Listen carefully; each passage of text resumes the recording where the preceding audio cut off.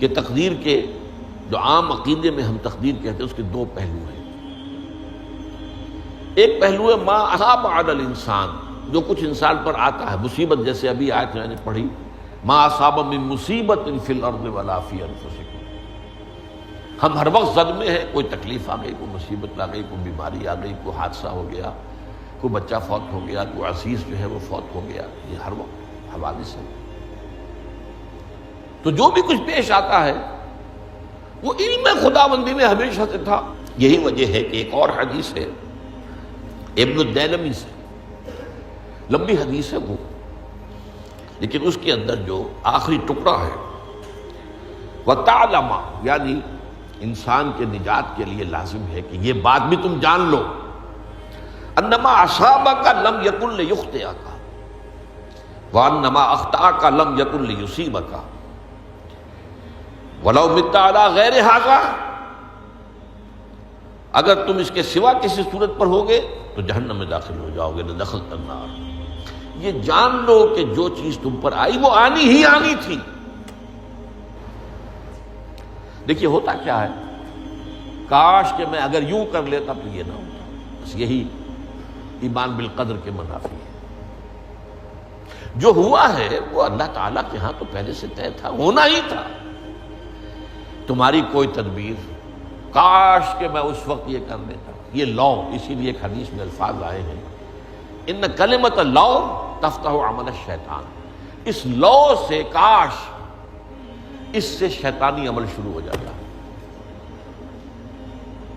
کاش کہ یہ ہو جاتا، کاش میں یہ نہ کرتا، کاش کہ ہو جاتا، تو یہ نہیں۔ تعلم انما اصابک لم یکن لیخطئک، تو جان لے اس بات کو کہ جو چیز تم پر آئی ہے وہ ہرگز ٹلنے والی نہیں تھی۔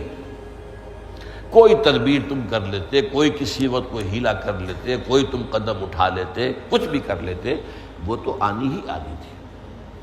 وما انما اخطاک، جو چیز تم سے چھوٹ گئی، رہ گئی، نہیں ملی۔ ایک ویکنسی ایڈورٹائز ہوئی تھی، آپ نے بھی درخواست دی تھی، آپ کو نہیں ملی، اب آپ ہو کاش کہ میں نے فلاں سے سفارش کرا لی ہوتی، بس گئے۔ تو جو چیز چھوٹ گئی وہ چھوٹ جانی ہی تھی، اس میں قطعاً جو ہے کوئی شکل، کوئی تدبیر، کوئی سفارش، کسی طرح کا کوئی بھی ہیلا، کوئی جو ہے اس پہ کارگر نہیں ہو سکتا تھا۔ لم یکن لیصیبک ومت علی غیر ذالک، اگر تو اس کے سوا کسی کیفیت پر تیری موت واقع ہوئی، اگر یہ یقین نہیں ہے، یہ ہے تقدیر کا وہ مفہوم کہ جس کا تعلق ہے علی ما اصاب الانسان، جو انسان کے اوپر وارد ہو رہا ہے، اس کے ضمن میں تقدیر کا مفہوم کیا ہے، کہ جو ہوا ہے وہ تو ہونا ہی تھا، اس میں تو کسی شک و شبے کی گنجائش نہیں، بالکل قطع اللہ تعالیٰ کا فیصلہ ہے۔ البتہ در حقیقت ایک دوسرا پہلو ہے، ما یفعل الانسان، وہ جو انسان کرتا ہے۔ یہاں آ کر یہ تقدیر کا مسئلہ بہت ٹیڑھا ہو جاتا ہے۔ آیا میرے اندر کوئی اختیار بھی ہے کہ نہیں؟ Do I have any free choice, یا ہر شخص پہلے سے طے ہے؟ تقدیر کا ایک عام مفہوم یہ ہے، اور اس مفہوم میں بھی بعض روایات بھی ہیں جو اس کی تائید کرتی ہیں کہ ہر چیز پہلے سے طے ہے، لکھی ہوئی۔ اور یہ جو حدیث ہم نے ابھی پڑھی ہے، یہ گویا کہ اس کی ایک مثال ہے کہ وہ جو لکھ دیا گیا تھا، فرشتے نے لکھ دیا تھا، رحم مادر میں لکھ دیا تھا، شقی او سعید، یہ بدبخت ہے یا سعادت مند ہے۔ تو ایک شخص پوری عمر نیکی کے کام کرتا رہا، آخری وقت میں آ کر کوئی ایسا حادثہ پیش آ گیا کہ وہ اہل جہنم کے سے کام شروع کر دی اور جہنمی ہو گیا۔ یا ایک شخص ساری عمر جو ہے جہنمیوں کے سے کام کرتا ہے، آخری وقت میں آ کر کوئی ایسی توفیق ملی، کچھ ایسا معاملہ ہو گیا، توبہ کر لی اور اس نے جو ہے اہل جنت کے سے اعمال شروع کر دی، جنتی ہو گئی۔ تو یہ جو ہے علامہ اصابک کا علیحدہ بات ہے، اور علامہ یفعل الانسان، انسان کیا کرتا ہے، اس میں اس کی قدرت کتنی ہے، اور یہ ہمارے ہاں فلسفے کا بڑا مشکل موضوع ہے، اسی کا نام ہے جبر و قدر۔ ہمارے اسلاف میں بھی کچھ لوگ ایسے ہیں متکلمین میں سے، دیکھیے ہمارے ہاں ایک وہ لوگ ہیں کہ جو اس پر قناعت کرتے ہیں کہ جو اللہ نے کہہ دیا اور رسول نے کہہ دیا، اس سے آگے ہم مین میخ نہیں نکالیں گے، وہ محفوظ راستے پر ہوگی۔ لیکن بہرحال انسان کو اللہ نے ایک عقل بھی دی ہے، اور یہ عقل سوالات اٹھاتی ہے،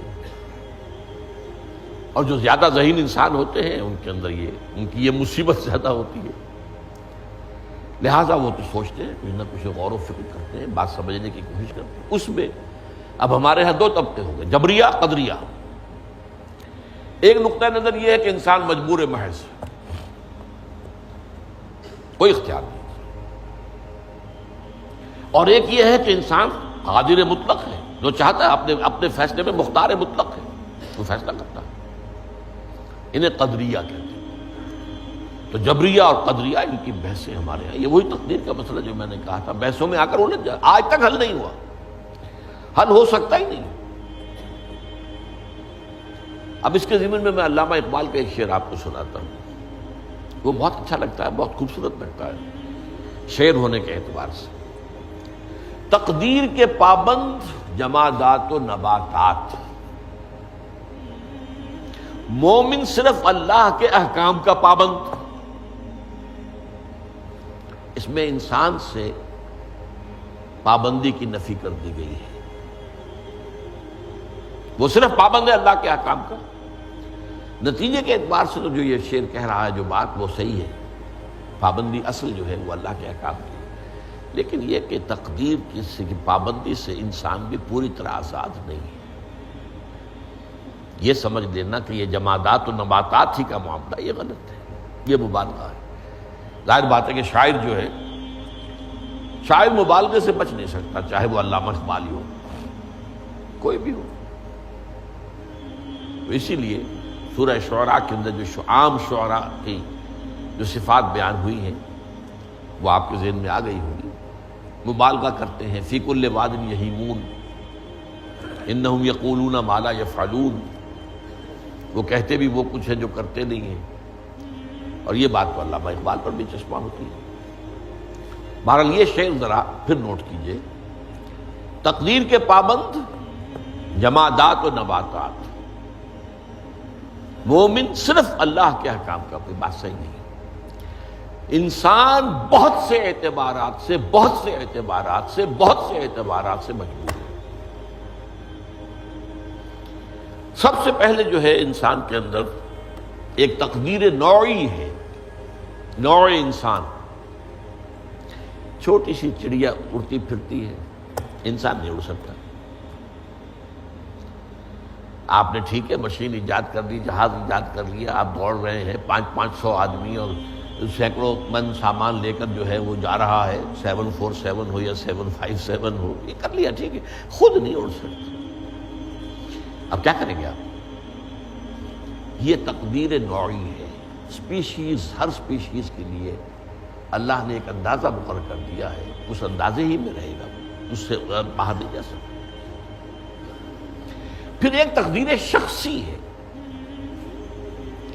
اب دیکھیے تقدیر شخصی کیا ہے؟ بعض اوصاف و صفات ہمیں وراثتاً ملتے ہیں، we have no choice۔ پہلے بھی یہ بات مانی جاتی تھی، آج جو ہے ذرا سائنٹیفک انداز میں ہم کہتے ہیں جینز میں چلا آ رہا ہے، اس جینز کو کوئی بدل سکتا ہے؟ جو جینز بھی آپ کو ملے اپنے والدین کی طرف سے، وہ آپ کی شخصیت کا ظاہر بات ہے کہ فیصلہ کن طرز پر اس کو ڈھال دیتے ہیں۔ جینز ہے، پابندی ہے۔ نمبر 2 یہ کہ خاص طور پر جو گھر کا ابتدائی ماحول ہوتا ہے، ماں کی گود اور ابتدائی گہوارہ گھر کا، اس کے جو اثرات مرتسم ہو جاتے ہیں شخصیت کے اوپر، وہ بھی بڑے مستقل ہوتے ہیں، پختہ ہوتے ہیں۔ ان دونوں چیزوں کو ضرب دے دیجیے، hereditary factors multiplied by environmental factors, اس سے مل کر ایک شے تیار ہوتی ہے جس کو قرآن کہتا ہے شاکلہ۔ قل کل یعمل علی شاکلتہ فربکم اعلم بمن هو اہدی سبیلا، سورہ بنی اسرائیل۔ شاکلہ کسے کہتے ہیں؟ شاکلہ شکل دینے والی شے۔ آپ کو لوہا ڈھالنا ہے، کوئی خاص پرزہ بنانا ہے، اس کا پہلے سانچہ بناتے ہیں۔ لوہے کو پگھلا کے اس میں ڈالیں گے تو جیسا سانچہ ہوگا ویسا ہی لوہا جو ہے وہ شکل اختیار کرے، اسے شاکلہ کہتے ہیں۔ یہ شاکلہ جو ہے ہر انسان کا، اس سے باہر انسان نہیں جا سکتا۔ اس کے اندر اندر سٹرگل ہوگی، اس کے اندر اندر اس کی جد و جہد ہوگی، لیکن اس کا یہ مطلب نہیں ہے کہ اس کا کوئی فری چوائس نہیں۔ فری چوائس ہے، لیکن وہ فری چوائس انہی حدود کے اندر کام کرے گا، اس سے باہر نہیں۔ اس بات کو مختلف احادیث میں حضور نے بہت خوبصورتی سے بیان کیا۔ ایک حدیث بڑی اہم ہے، بڑی اہم ہے۔ الناس کالمعادن، انسانوں کی مثال بھی معدنیات کیسی ہے؟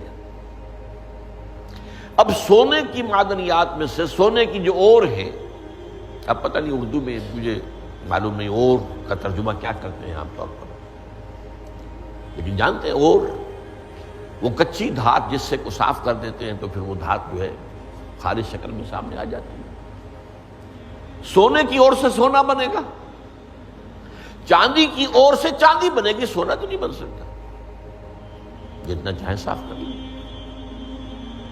وہ اور تو مستقل۔ الناس کالمعادن خیارکم فی الجاہلیت خیارکم فی الاسلام،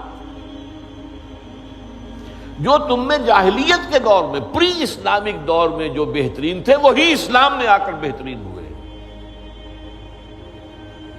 وہ اور سونے کی تھی وہ صاف ہو گئی ہے، اور سونا جو ہے وہ نکھر کر خالص سونا بن کر آ گیا ہے، اسلام نے صاف کر دیا۔ وہ چاندی کی اور تھی، اسلام نے اس کو صاف کر دیا ہے، وہ نکھر کر چمکتا ہوا جو ہے وہ چاندی بن گئی۔ لیکن یہ کہ اذا فقہوا، البتہ پھر اس میں ایک اضافہ کیا حضور نے، جبکہ ان کے اندر دین کا فہم داخل ہو جائے تو یہ کہ جو بہترین پہلے تھے وہی بہترین اب ہوں گے۔